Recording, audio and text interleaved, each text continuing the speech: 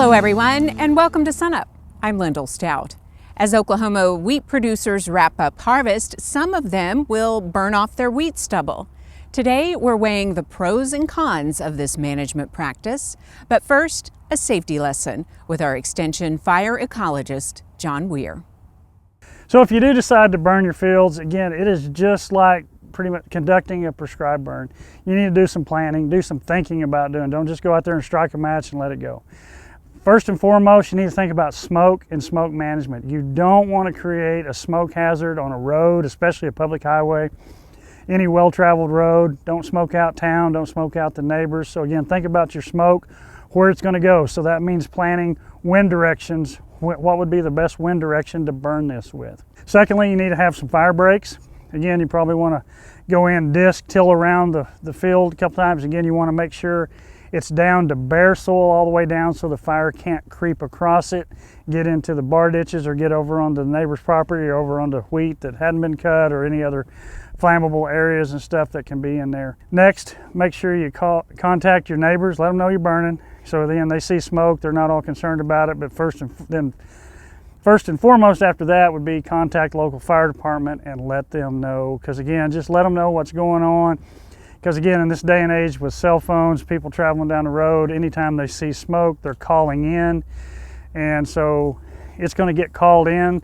So don't make the fire department come out and make a run for something that you should have already called in, because a lot of times they'll charge you for it. Also, you're endangering people, putting them at risk, having them go out and chase something that's not really there. Well, burning wheat stubble is a pretty old cultural practice, generally applied to try to control weeds. You know, we think we're out there burning the stubble, we're going to burn the weeds. And then, you know, with some guys will burn it just simply to get rid of the large amount of it. This year we've had really good rains throughout the growing season, typically in most parts of the state. And so we're going to have a lot of wheat straw. And guys that want to get rid of it versus, you know, plowing it under something like that might burn it. And there are some challenges with it. What we'll see in long-term studies is it's problematic with respect to your organic matter in your soil. Even under cultivation, that straw is important to put back into the soil to maintain that organic matter. And then of course in no-till systems, it's important to maintain ground cover and all these good things that are useful in our no-till systems.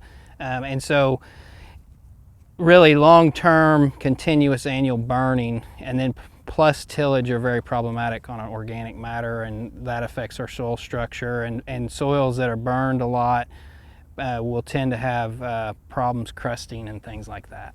One of the bigger challenges and immediate challenges with burning is the potential increase in erosion, wind erosion specifically in western Oklahoma.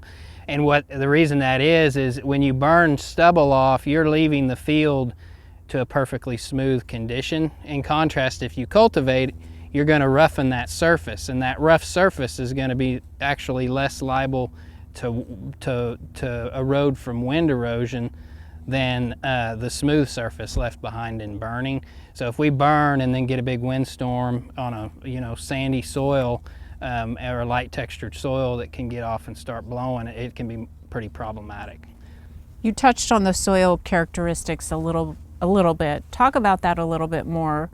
Burning versus leaving as is and starting, from scratch in the summer and fall. Yeah, like I say, the biggest challenge, or the biggest thing you're removing is the organic matter, or the carbon in the system. And so if we plow this residue in, it's going to decompose and it's going to replace some of the organic matter we lose from the tillage, and it's going to maintain some of the qualities of the soil with respect to soil structure, and it's going to hold it open longer through the summer and prevent it from settling as bad. In contrast, if we burn it, we're not going to have all that, and over time the burning plus tillage will really drive the organic matter down to near zero, essentially. If we really look at our macronutrients along with carbon, for every ton of straw in the field, you're going to have about 800 pounds of carbon, 20 pounds of nitrogen, 2 pounds of sulfur, 3 pounds of phosphorus, and 30 pounds of potassium. The process of burning impacts many of those nutrients. As far as the carbon, nitrogen, sulfur go, most of them are lost. 90% of the carbon will be lost. So you go from over 800 pounds of carbon per ton down to under 80 pounds of carbon per ton in the burning process. Nitrogen is a 98 to 100% loss process. So that 20 pounds per ton of straw is going to go to near nothing, near 1 pound is left. On our sulfur, it's not a complete loss. We go from 2 pounds down to well under 1 pound. It's about a 75% of your sulfur will be lost in the process. Now the phosphorus and potassium isn't lost during the burning process like nitrogen, carbon in the process, but we typically account for 25 to 35% of both of those nutrients lost during burning. Typically that is in the ash process. As burning happens, you have the ash lifting and removing it off site. So the process of burning impacts the nutrients that are going to go back into the soil. The significant losses are going to go to carbon and nitrogen.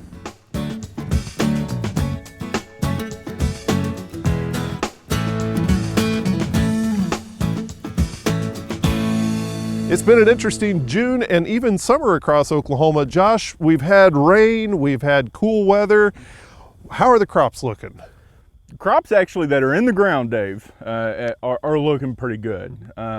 You know, there's a little discrepancy on what looks good between our winters and our summer crops, right. But you know, most things still look fairly well. There's going to be a lot of both wheat and canola that has either fallen down across, you know, heavy rains, big downpours, lots of wind. We've kind of lost some fields because of that. However, everything that I'm hearing, wheat and for canola across the state is very positive. Proteins look good. The yields look good, the oils on the canola look good, so everything looks good that we've been able to pull out of the field. That is maybe because we've had some of our best fields that we've left for harvest and we haven't taken some of our worst, but overall what growers have decided to go and take to grain, both in wheat and canola, are looking pretty good right now. If they haven't been harvesting, they've been planting, tractors, combines. There's been a lot of diesel being burned across Oklahoma the past month. And some of those planting deadlines have passed, like with cotton passed this week. How are the crops looking that did get in the ground? Yeah, I don't think we burned as much diesel as we wanted to right. this year, but those that have gotten in and haven't gotten flooded. So there's that, we talked a little bit earlier in the spring that, you know, 14 days to where especially things like our cotton and our soybean are very sensitive to standing water. Once that crop has kind of gotten out and established itself, the summer crops around the state look great, look outstanding. You know, the cotton looks good, the soybean, the corn, what we've been able to get in looks good, the milo across the state looks good. A lot of our pastures that were drowned out earlier are starting to come around. So anything that's in the ground that's out there that likes the heat, likes this moisture, that plant's going to have access to for at least the next several weeks. Are we seeing issues with any of the pests right now? Weeds are going to be our number one issue. That's because something like a milo, to where the only thing we have for a lot of our grassy weed control is a pre-plant application. That's something that most of the time, if you've been planted for several weeks, we've gotten quite a few inches of rain on that. And so that herbicide is either, you know, washed down in the soil, maybe started to break down a lot faster than it typically does. And so we're starting to see a lot more weed breakthroughs. Something like soybean, corn, cotton, we can go back in and we can help manage that. Growers might have to make that first application a lot earlier this year than they typically would, but that's something we can manage in some of those other crops. As far as insects, areas of the state that have gotten a tremendous amount of moisture, has got a lot of green vegetation in the ditches and are on the side of the field, really need to put a lot more boots in the ground this year because we potentially have more insects and more weed problems than we typically would in a year. Hopefully a lot of our growers have put those enrich strips in the field, are able to account for the fact of if they need an application or not in season. That's a big decision that they're going to have to make. The good thing is I think we have the yield potential out there. And so it's one thing that we might need that little extra bit of nitrogen to kind of carry us through because we've lost so much that we put on early. Okay, thank you very much. Thank you. Josh Lofton, Cropping Systems Specialist here at Oklahoma State University.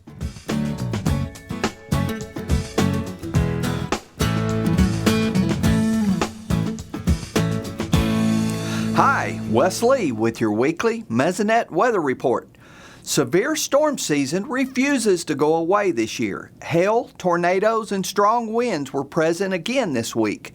Early Wednesday morning, storms brought severe level winds to south central Oklahoma. Mesonet recorded 69 mile-per-hour winds near Valma, Pauls Valley, and Byers that damaged trees, electric poles, and even turned over semi-trucks.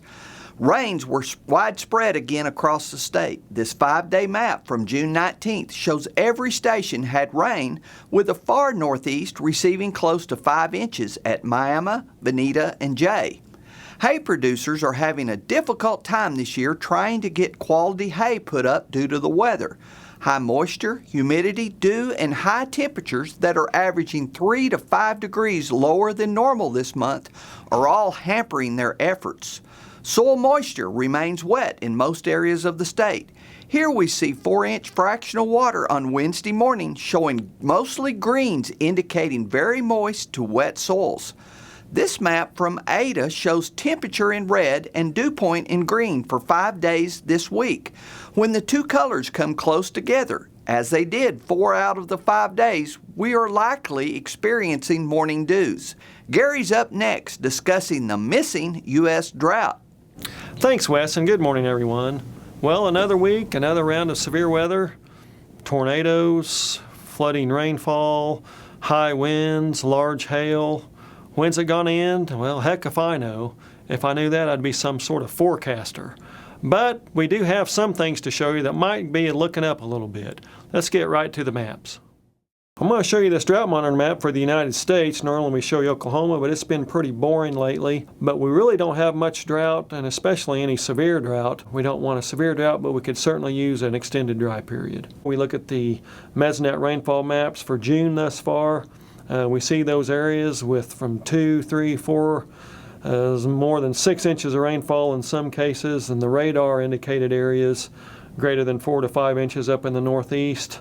There are some places that haven't had a huge amount of rainfall, but still it is a problem across the state with the continued rainfall, too much, too quick of a time period. So what happened in the end of April through May has continued into June. You look at this departure from normal for this time frame. Again, those areas, some of the places across the state from 1 to as many as 5 inches above normal. Some areas are even a little bit below normal, but they could use below normal. If you look at the long term, they're definitely way above normal because this little bit of respite here in June has done little to make up for the huge surpluses of April and May. Now let's take a look out to the end of June and into early July.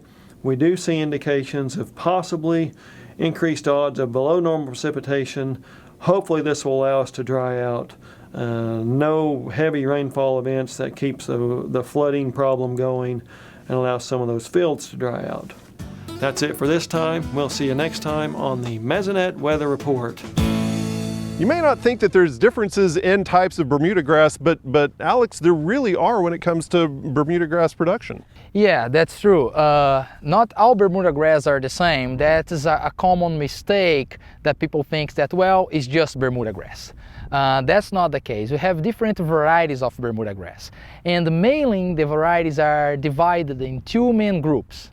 This is genetic. Okay. The grazing type is much closer to the common Bermudagrass, where they were naturally in Africa. They were shorter and they have a better sod formation, more runners. It's gonna be growing steady like through the season, and also there is more growing points. So as the animal go grazing, more and new leaves are coming all the time. Now, when you have a haying type, that's pretty much the Bermuda grasses that in the past decades were tweaked to has less sod production, and so it's going to produce more leaves and the stems. So you can go there and hay and cut at once. Are producers able to graze a haying type of Bermudagrass? Yeah, I mean, it's not prohibitive Right. to hay a grazing type or vice versa, but keep in mind that they were not developed for that specific task. I would say if you want to graze a haying type such as Midland 99, leave at least 3 inches stubble height. I even prefer 4 or 5. Now, when you are grazing a grazing type, you can go as low as 2 inches and you are going to be perfectly fine.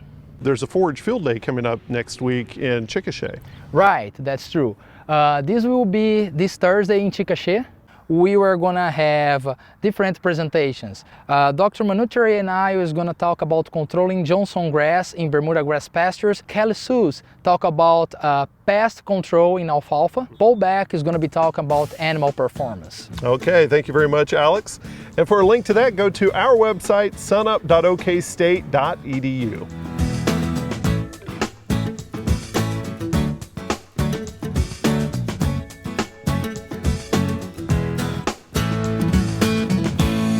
Every year this time in June, I think it's time to remind producers with spring calving herds that you need to schedule with your local large animal veterinarian to have those replacement heifers that you were breeding in April and May. Let's schedule a time 2 months after the breeding season to have them pregnancy checked and find out which of those heifers actually did not get bred. We want to get that done as soon as can be done so that we can cull those replacement heifers when they're still young enough to be sold as heifers that could go into a feedlot, be fed out to be a choice beef.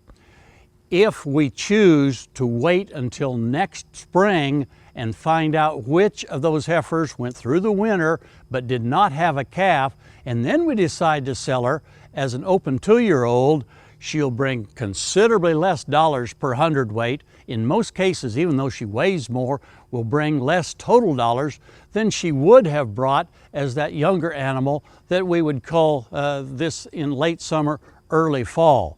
Plus, of course, we have the situation where we have spent all late summer with her out on a pasture and then the winter feed to get her through the winter, only to find out that she didn't have a calf the following year to help pay for those expenses.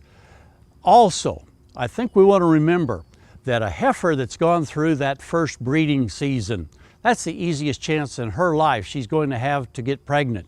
If she didn't get bred in that first breeding season, then there's probably something wrong. Research that was done years ago up in Montana indicated that heifers that were properly developed, bred to fertile bulls, but did not get bred in their first breeding season, if they kept them in their lifetime cow studies, they found that those heifers only averaged a 55% calf crop the remainder of their lifetime.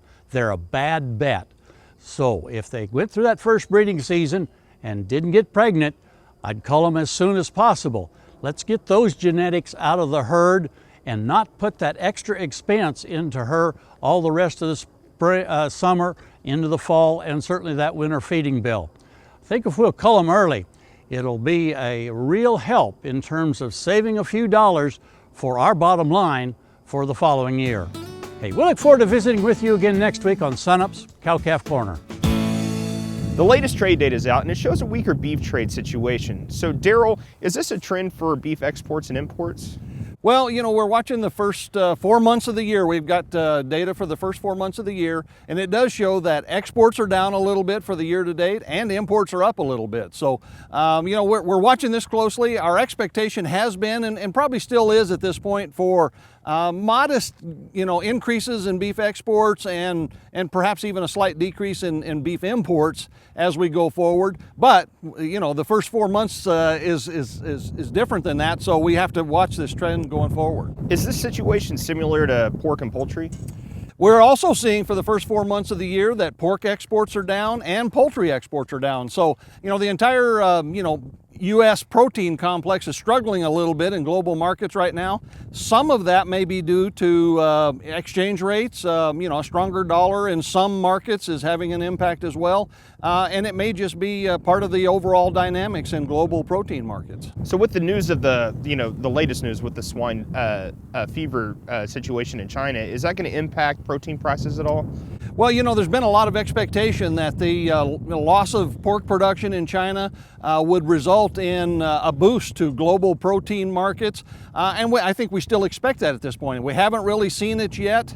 You know, nobody really knows just how bad the situation in China is, but it's going to be a big number. They're going to be looking for alternative, you know, pork sources, including the U.S., even though we've got a trade disadvantage right now. But more than just pork, they're going to be looking at additional, you know, poultry protein, beef protein. So all of the markets are likely to get some sort of boost from this, you know, either directly or indirectly. But it's not clear exactly when and how much that will kick in. While the cooler weather might not seem like it, we're pretty much in summer. So how is the beef demand looking in the United States? Well, and I think the weather situation is a testament to that. You know, for the last 2 years, 17 and 18, beef demand, we've described it as sort of pleasantly surprising. It's helped support beef markets probably better than we expected, given the increase in production we've had.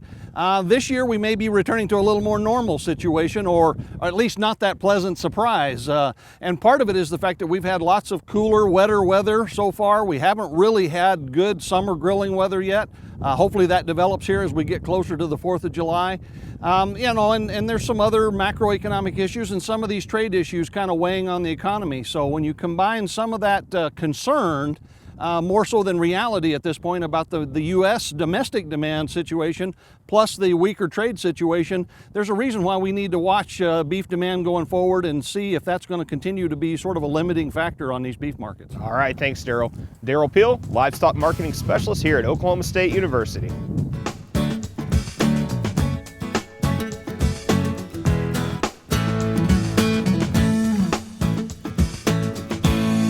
So anthrax is actually the disease is caused by a bacteria, Bacillus anthracis. The big thing about anthrax is the spores that are formed from the bacteria. They are very resistant to the environment, and they'll survive in the environment for probably decades. We're not exactly sure how long. But when we have historical flooding, then you will see these soil-borne spores get disturbed, and a lot of times in the floodwaters they're redistributed, a lot of times on pastures or places where they weren't, and once those floodwaters recede, there is the possibility that species like especially cattle, sheep, and goats can go out and graze and ingest those spores, which if enough are ingested and things go right, you could have an infection with the organism. The spores do well as far as in alkaline soils. So if you have alkaline soils and those get flooded, then there is the possibility that you take those spores and put them out there on that alkaline soil, and they like to survive in those conditions. The other kind of interesting fact is if you happen to have property or live along one of the old cattle trails, such as the Chisholm Trail or Shawnee Trail or Great Western Trail, that's a lot of times where we'll also see this anthrax pop up as far as that goes, where it might be found. You know, as far as clinical signs are concerned, the most common sign you're probably going to find is drive up in your pasture and you find a dead animal. If you're lucky enough to catch it early, you'll probably see fever, some muscle tremors. Maybe the cows are excited. They could convulse. You could see some labored breathing. That would be the characteristics you'd see. But by far, the most common thing you're going to find is you just have a cow that's healthy today, and all of a sudden you find her dead in your pasture the next. If you drive up and you just suddenly find an animal that's passed away, I strongly would suggest you to get a veterinarian involved. Have them try to come out and see if they can make a diagnosis of what caused the problem. If you'd like some more information about anthrax, just go to sunup.okstate.edu.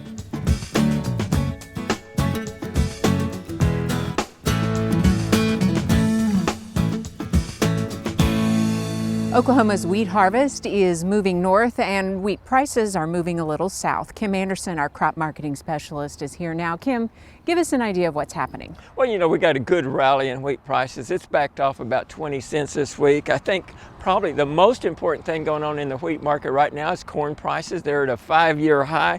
You go out to the Panhandle, corn prices are around $4.50. And I got reports this week that they're starting to feed wheat and they'll have wheat demand over harvest, and I think that's good for our prices.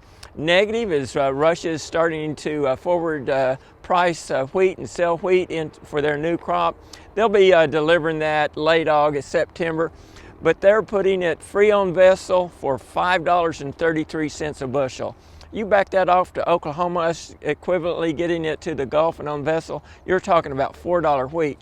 And this Russian wheat is better than 12.5% protein, it's better than 61-pound test weight, and better than 250 falling number.